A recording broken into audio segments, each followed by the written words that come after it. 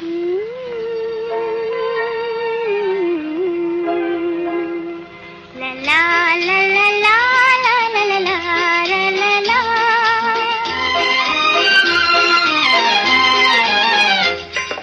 छोटा सा देखो ये संसार है, मेरा छोटा सा देखो ये संसार है, मेरा जीवन है, मेरा सिंगार है, मेरा छोटा सा देखो ये संसार है, मेरा छोटा सा देखो ये संसार है।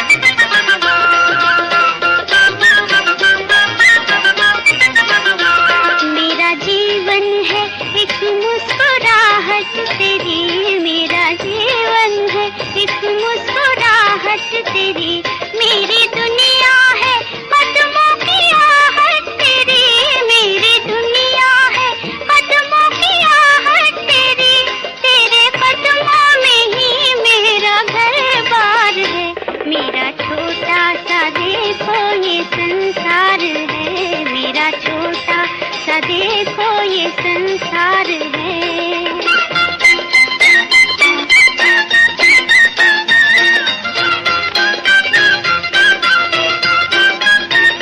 छोड़ के मैं तुझे कोई जन्नत न लूं, छोड़ के मैं तुझे कोई जन्नत न लूं, तेरे बदले में दुनिया की दौलत न लूं, तेरे बदले में दुनिया की दौलत न लूं, मेरी पूजा पिया तेरा दीदार है, मेरा छोटा सा देखो ये संसार है, मेरा छोटा सा देखो ये संसार है, मेरा जीवन है ये, मेरा सिंगार है, मेरा छोटा सा देखो ये संसार है, मेरा छोटा सा देखो ये संसार है।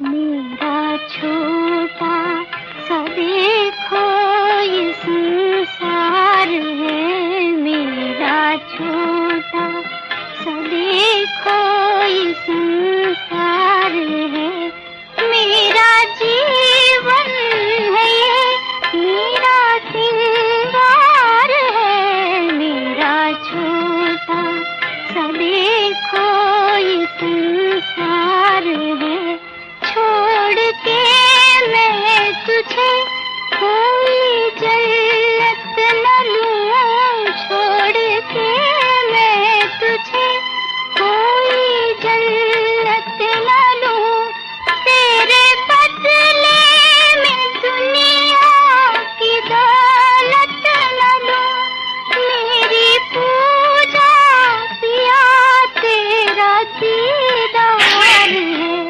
मेरा छोटा सा देखो ये संसार।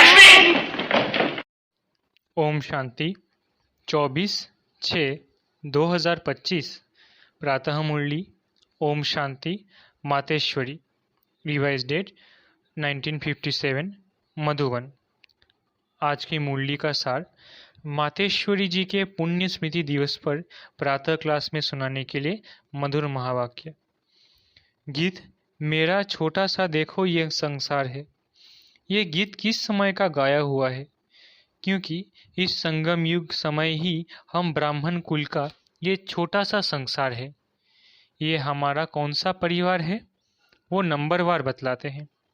हम परमपिता परमात्मा शिव के पोतरे हैं, ब्रह्मा सरस्वती की मुख्य संतान हैं और विष्णु शंकर हमारे तायाजी हैं और हम आपस में सभी भाई बहन ठहरे। ये है अपना छोटा सा संसार। इनके आगे और संबंध रचा ही नहीं है। इसी समय का इतना ही संबंध कहेंगे। देखो हमारा संबंध कितना बड़ी ऑथोरिटी से है। हमारा ग्रैंड पापा है शिव, उनका नाम कितना भारी है। वो सारी मनुष्य सृष्टि का बीज रूप है। सर्व आत्माओं का कल्याणकारी होने कारण उनको कहा जाता है हर हर भोलानाथ शिव महादेव। वो सारी सृष्टि का दुख हरता सुख करता है। उस द्वारा हमें सुख शांति पवित्रता का बड़ा हक मिलता है। शांति में फिर कोई कर्म बंधन का हिसाब किताब नहीं रहता, परंतु ये दोनों वस्तु पवित्रता के आधार पर रखते हैं। जब तक पिता की परवरिश का पूर्ण वर्षा ले, पिता से सर्टिफिकेट नहीं मिला है, तब तक वो वर्षा मिल नहीं सकता। देखो ब्रह्मा के ऊपर कितना बड़ा काम है। मलेच्छ 5 विकारों में मैली अपवित्र आत्माओं को गुलगुल बनाते हैं। जिस अलौकिक कार्य का उजूरा फिर सत्युग का पहला नंबर श्री कृष्ण पद मिलता है। अब देखो उस पिता के साथ तुम्हारा कैसा संबंध है, तो कितना बेफिक्र और खुश होना चाहिए। अब हर एक अपनी दिल से पूछे, हम उनके पूर्ण रीति हो चुके हैं। सोचना चाहिए कि जब परमात्मा बाप आया है तो उनसे हम कंप्लीट वर्षा ले लेवे। स्टूडेंट का काम है संपूर्ण पुरुषार्थ कर स्कॉलरशिप लेना, तो हम पहला नंबर लॉटरी क्यों ना विन करें। वो है विजयमाला में पिरोया जाना। बाकी कोई है जो 2 लड्डू पकड़ कर बैठे हैं। यहाँ का भी हद का सुख लो और वहाँ भी बैकुंठ में कुछ न कुछ सुख ले लेंगे। ऐसे विचारवान को मध्यम और कनिष्ठ पुरुषार्थी कहेंगे, न कि सर्वोत्तम पुरुषार्थी। जब बाप देने में आनाकानी नहीं करता तो लेने वाले क्यों करते हैं। तब गुरु नानक ने कहा, परमात्मा तो दाता है, समर्थ है, मगर आत्माओं को लेने की भी ताकत नहीं। कहावत है, देंदा दे लेंदा थक पावे। देने वाला देता है लेकिन लेने वाला थक जाता है। आपके दिल में आता होगा, हम क्यों नहीं चाहेंगे कि हम भी यह पद पाएं। परंतु देखो बाबा कितनी मेहनत करता है, फिर भी माया कितना विघ्न डालती है। क्यों? अब माया का राज्य समाप्त होने वाला है। अब माया ने सारा सार निकाल दिया है, तभी परमात्मा आता है। उसमें सब रस समाया हुआ है, उनसे सभी संबंधों की रचना मिलती है। तभी त्वमेव माताश्च पिता आदि आदि ये महिमा उस परमात्मा की गाई हुई है। तो बलिहारी इस समय की है जो ऐसा संबंध हुआ है। तो परमात्मा के साथ इतना संपूर्ण संबंध जोड़ना है जो 21 जन्मों के लिए सुख प्राप्त हो जाए। ये है पुरुषार्थ की सिद्धि। परंतु 21 जन्म का नाम सुन ठंडे मत पड़ जाना। ऐसे नहीं सोचना कि 21 जन्मों के लिए इतना इस समय पुरुषार्थ भी करे, फिर भी 21 जन्मों के बाद गिरना ही है तो सिद्धि क्या हुई। परंतु ड्रामा के अंदर आत्माओं की जितनी सर्वोत्तम सिद्धि मुकर्रर है वो तो मिलेगी ना। बाप आकर के हमें संपूर्ण स्टेज पर पहुंचा देता है, परंतु हम बच्चे बाबा को भूल जाते हैं तो जरूर गिरेंगे। इसमें बाप का कोई दोष नहीं है। अब कमी हुई तो हम बच्चों की। सत्युग त्रेता का सारा सुख इस जन्म के पुरुषार्थ पर आधार रखता है, तो क्यों न संपूर्ण पुरुषार्थ कर अपना सर्वोत्तम पाठ बजाएं। क्यों न पुरुषार्थ कर वो वर्षा लेवे। पुरुषार्थ मनुष्य सदा सुख के लिए ही करता है।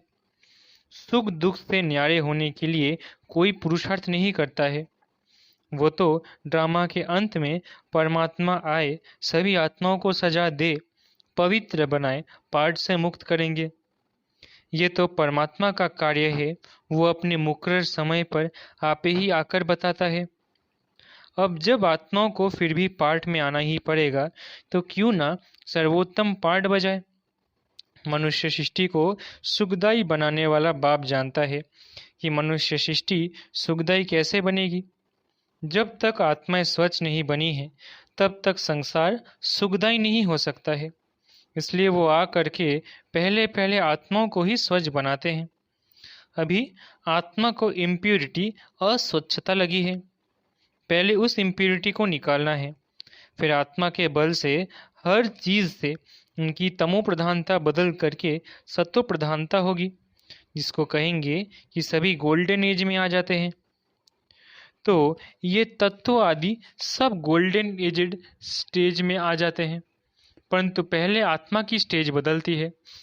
तो आत्माओं का बदलाने वाला अर्थात आत्माओं को प्यूरिफाई कर बनाने वाला फिर अथॉरिटी वो हो गया।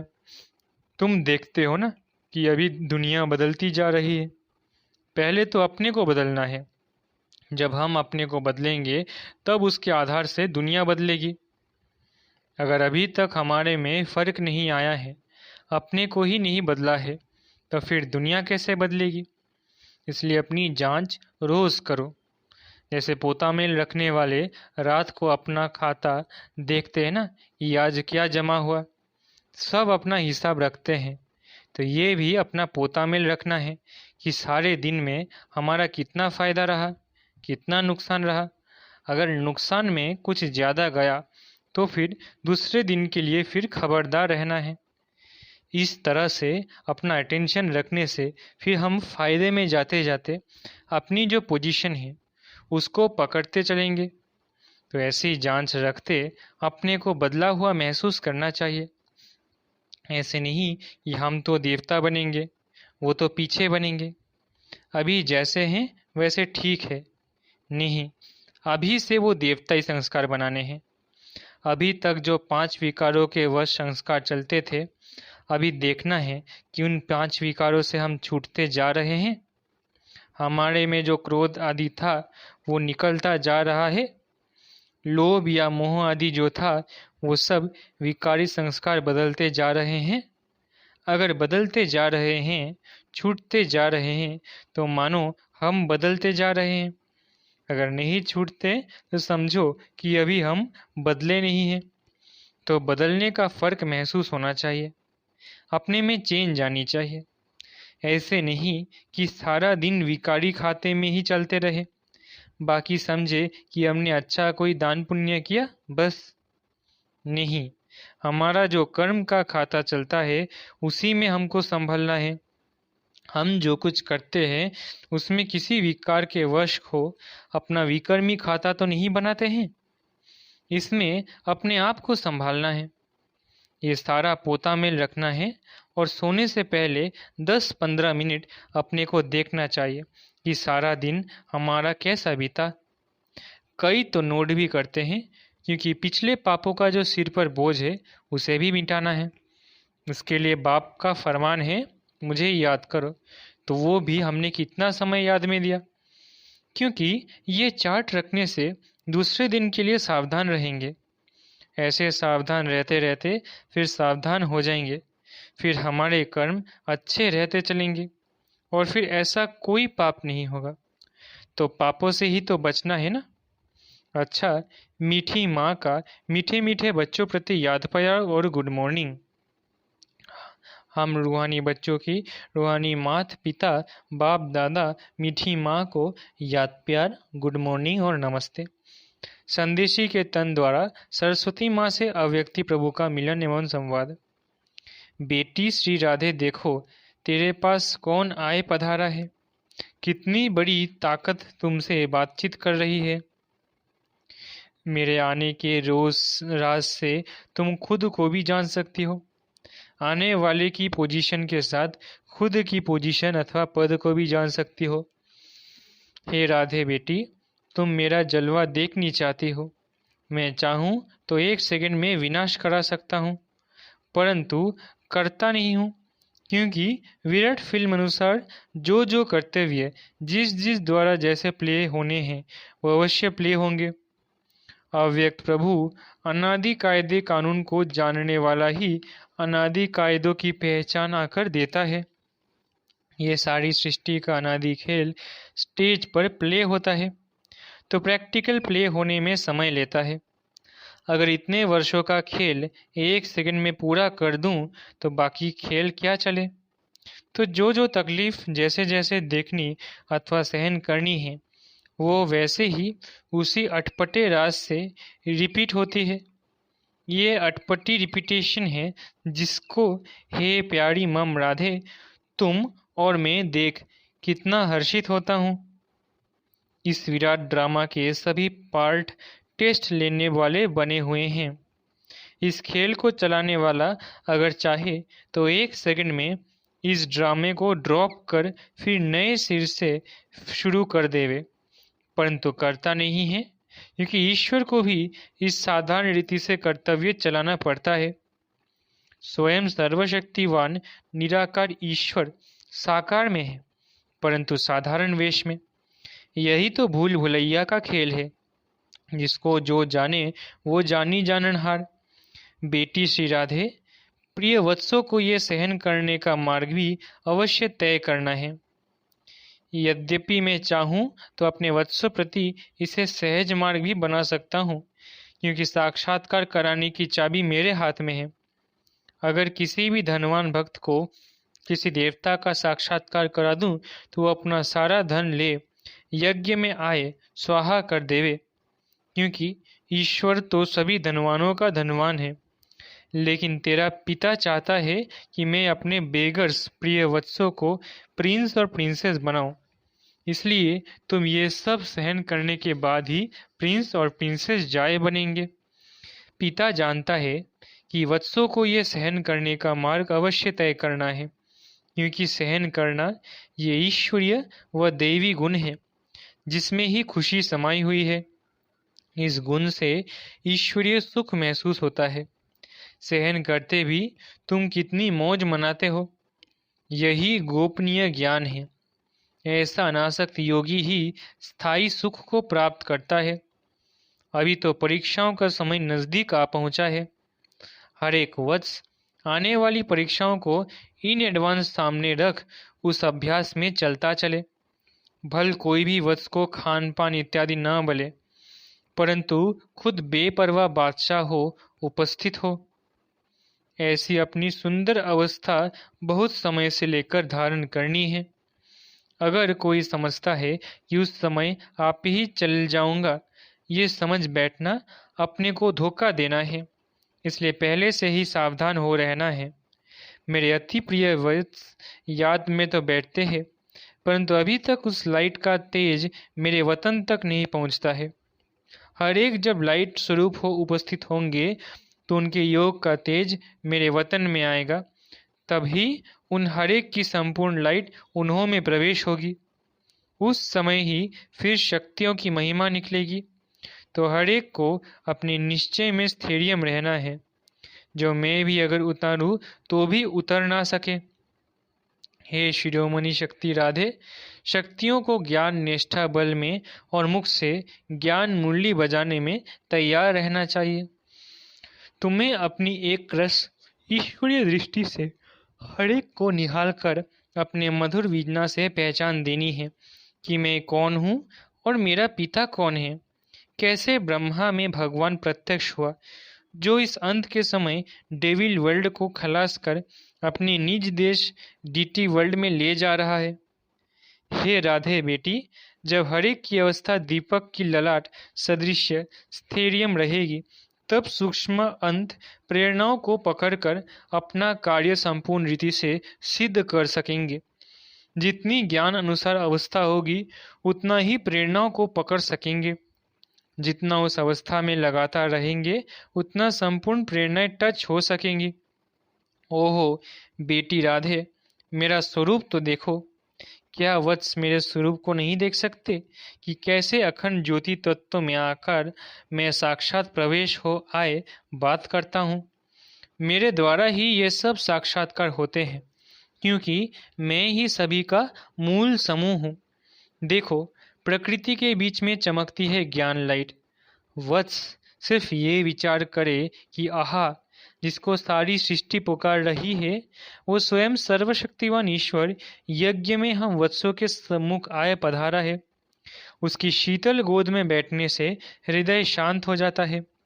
अगर रचना को रचने वाला मिल गया तो फिर उसको छोड़ उसकी रचना में क्यों जाऊं? हाईएस्ट में हाईएस्ट ऑथोरिटी, सर्व ताकत का खुद मालिक, जिससे सर्व ताकतें प्रकट हुई है, उस पहचान में आ गए हैं तो फिर ये गोद छोड़ना असंभव हो जाएगा। जब दी क्रिएटर की पहचान आ जावे तब तो समझे कि ये कौन है। समझा शिरोमणि राधे? अच्छा, वरदान। सदा अतीन्द्रिय सुख के झूले में झूलने वाले संगम युग की सर्व अलौकिक प्राप्तियों में संपन्न भव। सदा अतीन्द्रिय सुख के झूले में झूलने वाले संगम युग की सर्व अलौकिक प्राप्तियों से संपन्न भव। जो बच्चे अलौकिक प्राप्तियों से सदा संपन्न हैं, वो अतीन्द्रिय सुख के झूले में झूलते रहते हैं।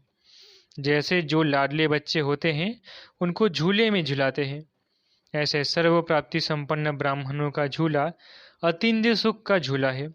इसी झूले में सदा झूलते रहो, कभी भी देह अभिमान में नहीं आना। जो झूले से उतरकर धरती पर पांव रखते हैं वो मैले हो जाते हैं। ऊंचे से ऊंचे बाप के स्वच्छ बच्चे सदा अतीन्द्रिय सुख के झूले में झूलते मिट्टी में पांव नहीं रख सकते। स्लोगन: मैं त्यागी हूँ, इस अभिमान का त्याग ही सच्चा त्याग है। स्लोगन: मैं त्यागी हूँ, इस अभिमान का त्याग ही सच्चा त्याग है। अव्यक्त इशारे: आत्मिक स्थिति में रहने का अभ्यास करो, अंतर्मुखी बनो। जब स्वयं को अकाल मूर्त आत्मा समझेंगे तब अकाले मृत्यु से, अकाल से, सर्व समस्याओं से बच सकेंगे। मानसिक चिंताएं, मानसिक परिस्थितियों को हटाने का एक ही साधन है, अपने इस पुराने शरीर के भान को मिटाना। देह अभिमान को मिटाने से सर्व परिस्थितियां मिट जाएंगी।